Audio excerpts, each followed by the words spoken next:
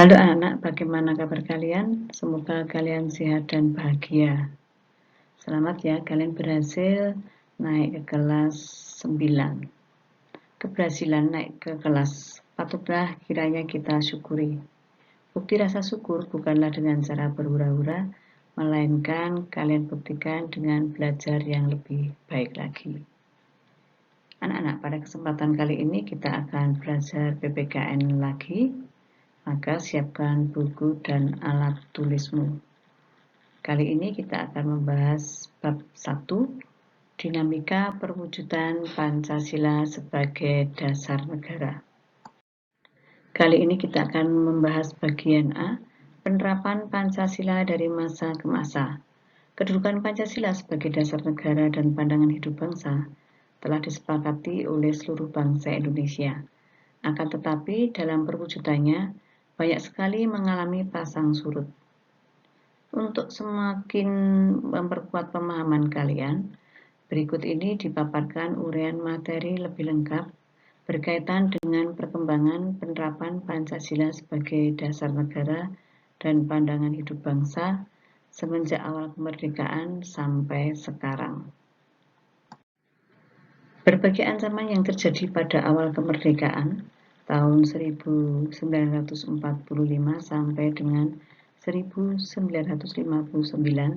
antara lain adanya pemberontakan Partai Komunis Indonesia di Madiun pada tanggal 18 Maret 1948 yang dipimpin oleh Musso.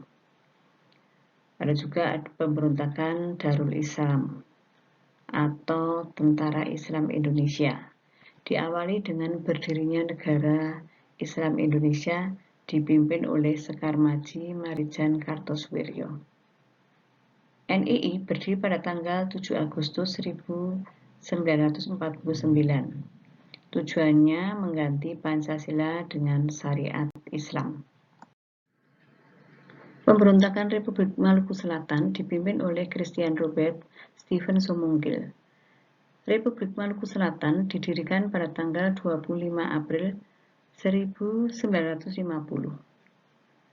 Pemerintahan Revolusioner Republik Indonesia atau Perjuangan Rakyat Semesta dipimpin oleh Safruddin Prawironegoro dan V.J. Samuel.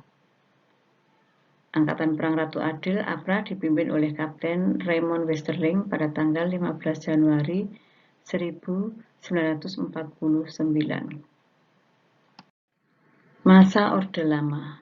Pada masa Orde Lama, kondisi politik dan keamanan dalam negeri diliputi oleh kekacauan dan kondisi sosial budaya berada dalam suasana peralihan dari masyarakat terjajah menjadi masyarakat merdeka.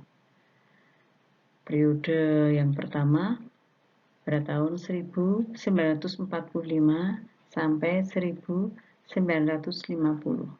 Pemberontakan Partai Komunis di Madiun pada tanggal 18 September 1948 yang dipimpin oleh Musso.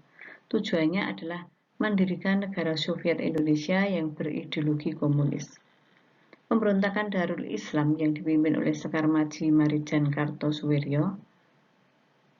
Pemberontakan ini ditandai dengan didirikannya negara Indonesia Islam pada tanggal 17 Agustus 1949.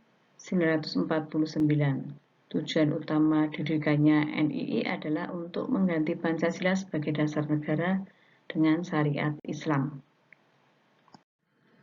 Periode kedua 1950 sampai 1959.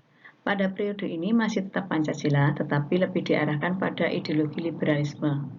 Pada periode ini mendapat tantangan berat dengan munculnya pemberontakan RMS, PRRI, dan Permesta.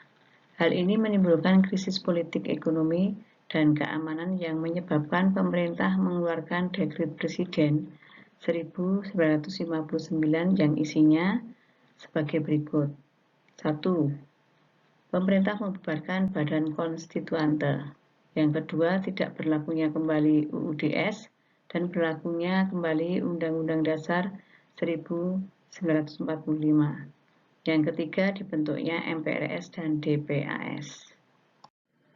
Periode ketiga yaitu pada tahun 1956 sampai 1965.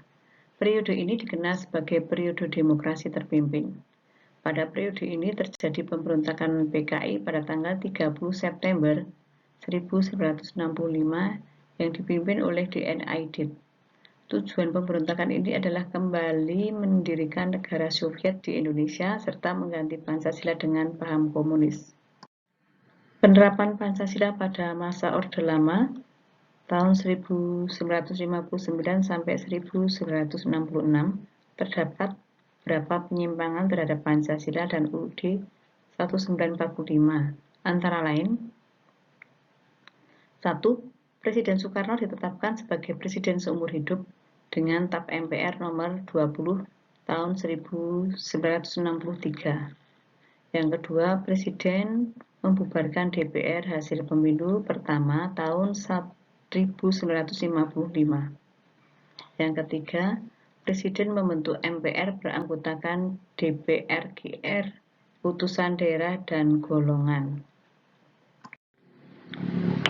Kedua, masa Orde Baru, era demokrasi terpimpin di bawah kepemimpinan Presiden Soekarno mendapat tamparan keras ketika terjadi peristiwa tanggal 30 September 1965 yang disinyalir didalangi oleh Partai Komunis Indonesia.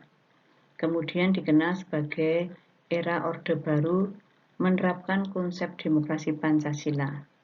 Visi utama pemerintahan Orde Baru ini adalah melaksanakan Pancasila dan UUD 1945 secara murni dan konsekuen. 3. Masa reformasi, Pancasila tidak lagi dihadapkan pada pemberontakan, akan tetapi lebih dihadapkan pada kondisi kehidupan masyarakat yang diwarnai oleh kehidupan serba bebas. Banyak hal negatif yang ditimbulkan sebagai akibat penerapan konsep kebebasan yang tanpa batas, seperti munculnya pergaulan bebas dan pola komunikasi yang tidak beretika dapat memicu perpecahan. Tantangan lainnya adalah menurunnya rasa persatuan dan kesatuan. Baiklah anak-anak, Ibu rasa sekian dulu pembelajaran kali ini. Pembelajaran bisa kita lanjutkan pada pertemuan yang akan datang. Terima kasih.